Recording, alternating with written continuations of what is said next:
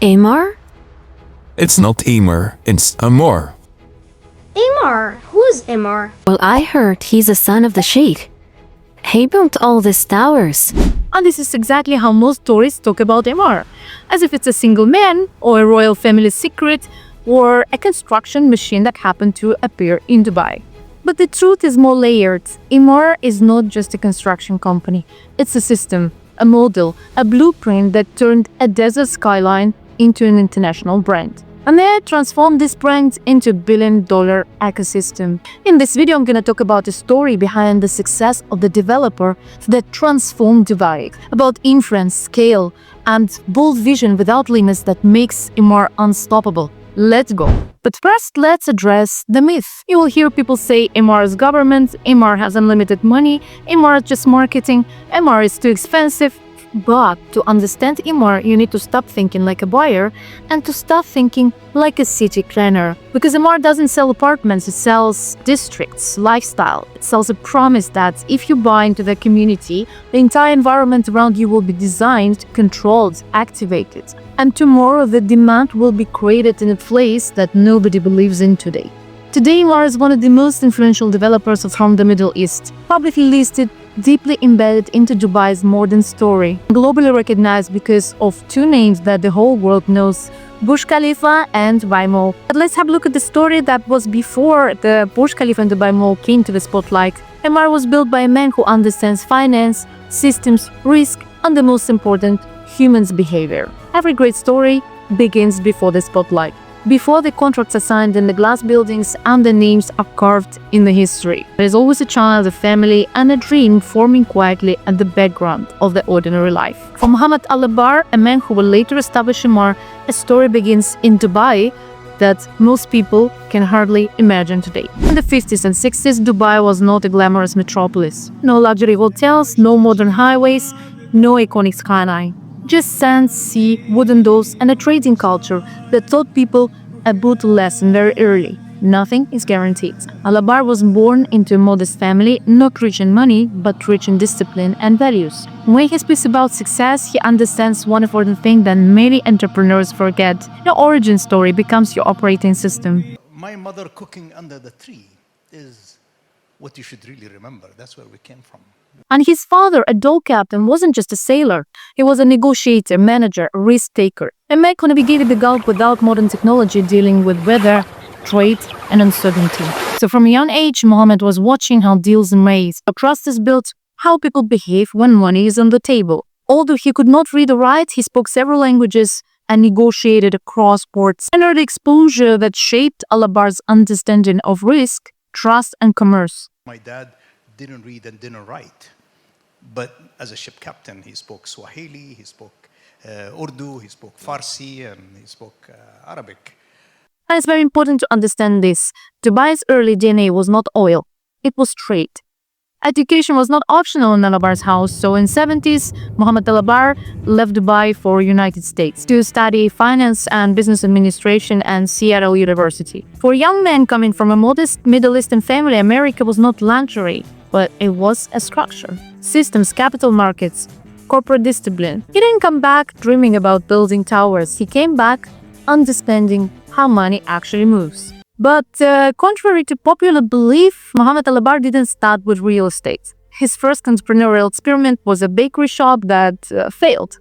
And later he explained why it failed. Food businesses are emotional, margins are thin, operations are heavy, every day starts from zero. You can have a good product but still have a bad business. So that failure rewired how he thought. From that point on, Mohamed Alabbar became obsessed with three things: scalability, unit economics, and systems that can survive stress. In a strange way, Emaar exists because the cake business failed. Once he returns to Dubai, he joins a public service, not glamorous but powerful. Because in a young country, building itself, public policy is not paperwork, it's an architecture of the economy. The Western world is so advanced, Asia have moved so fast, while the Middle East is still behind. So for you to catch up, you cannot just live on a normal speed of growth. You really have to be almost supercharged speed for you to keep up and for you to be able to participate in the economic growth that's going on in the world. And this is where many people misunderstand the story. In Dubai of 80s and 90s, government was not a bureaucracy, it was nation building. As the Director General of the Department of Economical Development, Alabbar worked on policy, investment framework, and long-term planning. And this role gave him something that most developers don't have: the understanding of how lands are allocated, how regulations evolve, how a city thinks in decades, not in a sales cycle. There is a very common myth that Emaar was simply given land. But this is not how Dubai worked back then and until now. In Dubai of 90s and early 2000s, the land was not primarily distributed through public auctions like it's done in London or New York, for example. Large strategically important parcels were kept under the government control and were allocated through master development agreements, joint ventures, and master development long-term mandates. And in practice, the land access was tied to execution capability. Developers were selected not because of the conceptual ideas alone, but for their ability to finance, deliver, and complete the projects at scale, in alignment with the Emirates' long-term economic priorities. We had leaders that basically, like our CEOs, who basically said, listen, we might do some exciting things around this place. Are you guys going to join the trip or the vision? And it was just try it. We really tried this thing, and it worked. And life was much, much simpler than what we have. And then after trying a few things and then you realize they really do work, they say, wow, let's do more. And this approach reflected Dubai's broader development strategy: rapid urbanization, housing supply, tourism attraction, and economic diversification beyond oil. So in this environment, track record mattered more than proposals. Developers who delivered gained credibility. Those who failed to execute lost access. So Mohamed Alabbar did not present projects as single buildings.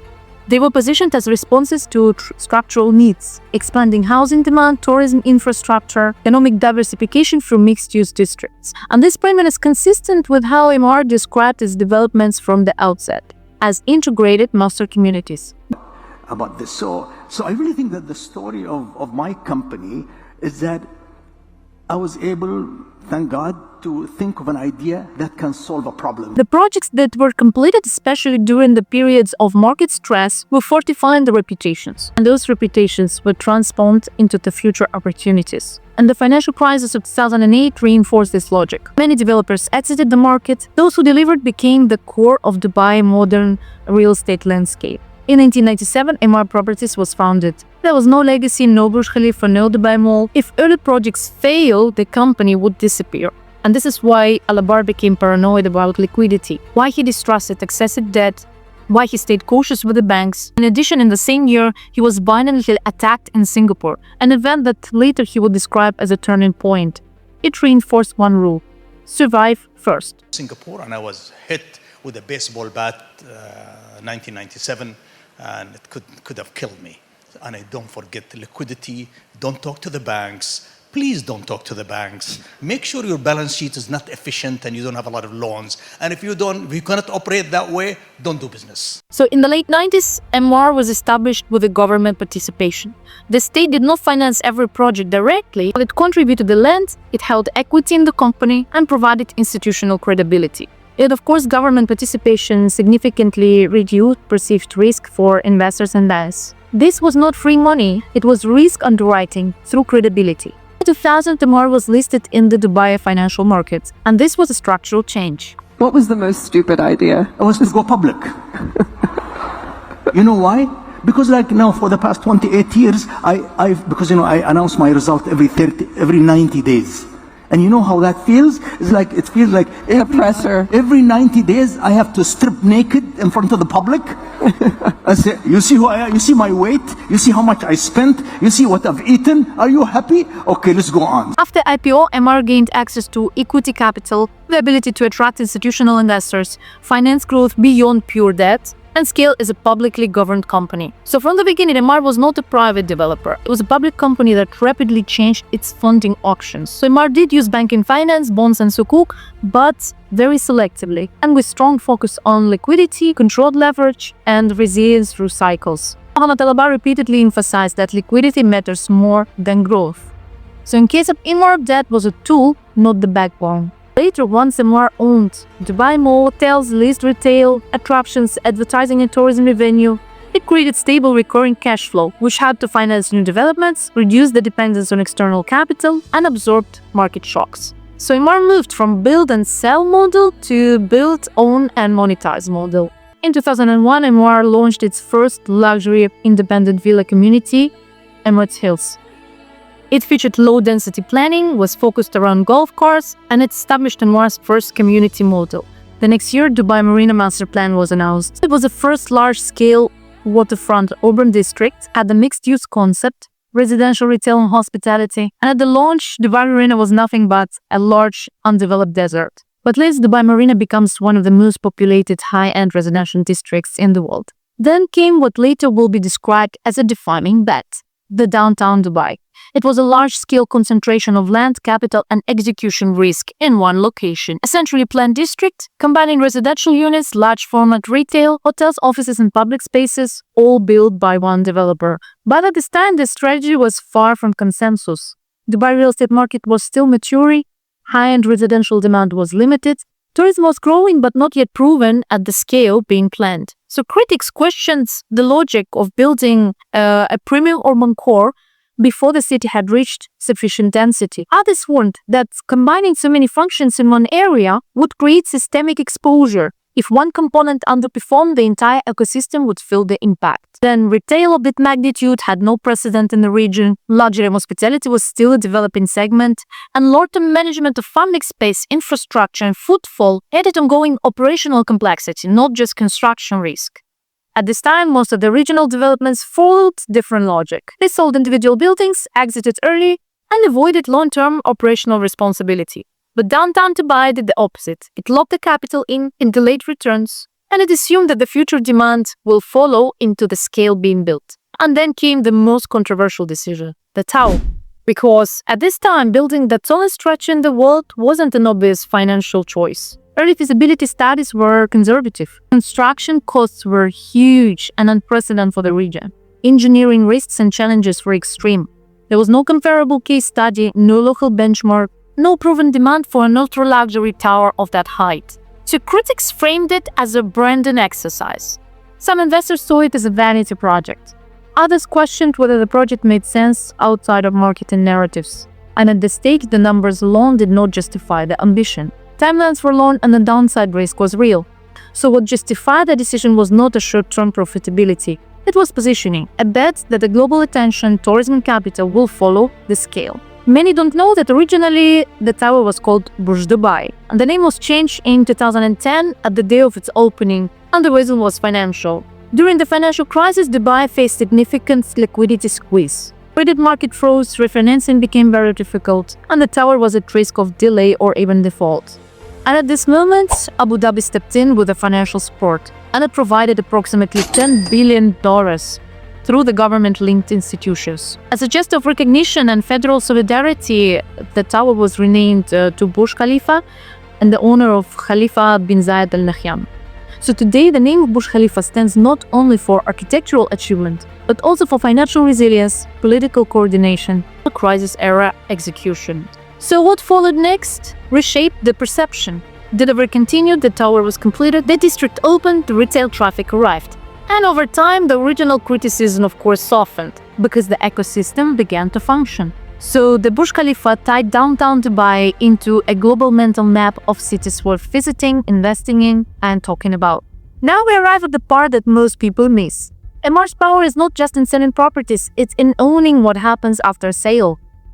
Malls, hotels, attraction, leasing, advertisement, tourism-driven spending. This is why Emaar could survive cycles that killed many other developers. Because when sales slowed down, other sources of income keep breathing.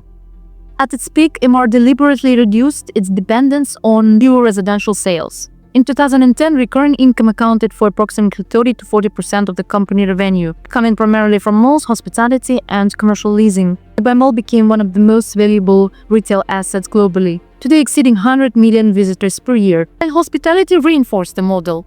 Hotels are not just revenue generators, they are value accelerators. You put a luxury hotel inside the district, and suddenly everything around it becomes more valuable.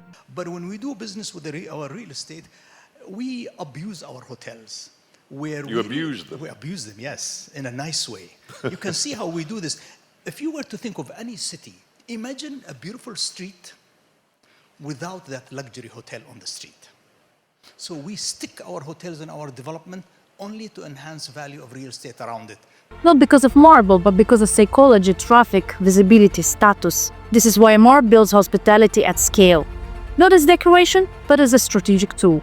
Emaar developed and operated its own hotel brands: Address 5-star, Vida 4-star, and later Rolf, which is your 3-star hotel.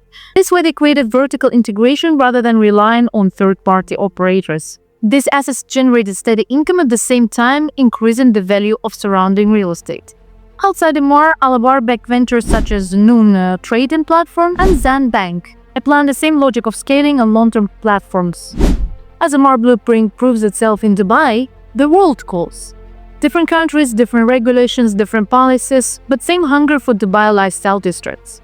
And yes, global expansion has complexity. New ships acquisitions, new markets, and sometimes controversy. Like I wanted to do a building in Berlin, and the mayor said, no, we need 12 years study to study the snails that are living in this area. I said, 12 years? I'll be 85 by that time. Alabbar's approach remains consistent. He focuses on building for people, not politics. Today's Emaar's international presence spans across Middle East, Africa, South Asia, North America, and even Europe. It's Egypt, Saudi Arabia, Morocco, and Lebanon in North Africa and Middle East. India, Pakistan, and Turkey in Asia. And through its subsidiary company, Emaar started a new master community in Riga, the capital of Latvia. Certain countries, I failed. In America, I failed. I don't want to mention another 2 countries I'm having difficulties in. And that tells you that we are mesmerized by how easy it is to succeed in the Emirates. To broaden your understanding of the personality of the CEO of Emaar, Mohamed Alabbar, I will mention one recent thing that he made inside Emaar. He removed the job titles, even his own. And it was a symbolic message: focus on contribution, not hierarchy. And whether you love this idea or hate it, it reveals something. Emaar is obsessed with systems, execution, and accountability.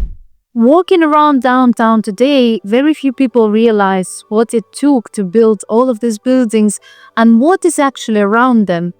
But would they all understand that it's all linked to one name, Emaar? Just to name a few records and achievements. The first in the region branded residence, Armani residence in Burj Khalifa, the tallest tower in the world's largest mall, the first and only opera house in the UAE, the world's largest dancing fountain system. First true integrated lifestyle districts in the UAE. Before this, developers only sold buildings. First developer to combine residential, mega retail, hospitality, culture, tourism into one monetized ecosystem. This model later became the Dubai blueprint. First major UAE developer to globalize branding. One of the fastest large-scale urban transformations. Downtown Dubai built largely within one development cycle. Dubai Marina transformed from desert to global icon just within 15 years. Very few cities globally have replicated this speed at scale. And first UAE developer to build in-house hotel brands. So Emaar didn't just build buildings, it built a definition of what developer actually can be in this region. And now the story circles back to the founder. Alabbar announced his autobiography book, For the Love of the Craft. And the title reveals the mindset. It wasn't just a money project. It was craft, obsession, and discipline. And whether you love Emaar, hate Emaar, criticize it, or invest in it, or simply film it, the truth of Emaar helped to shape Dubai's identity. When the sun sets over Dubai and the Burj Khalifa glows against the night sky, remember, skylines are not just architecture, they are narratives. Emaar's narrative is not only about towers, it's about ecosystem, a vision, a country deciding to build reputation with steel, glass, and execution. And maybe that's the real empire, not the buildings, but the belief that the impossible can be engineered. So next time someone says, Emaar is the son of the sheikh, just smile because you know. Thank you for watching this video. Open the new playlist about the Dubai developers, not only from glossy side, but also stories of challenges, barriers, and growth. Let me know in the comments if you love the idea and if you would like me to film the next video about a specific developer, and see you in the next video.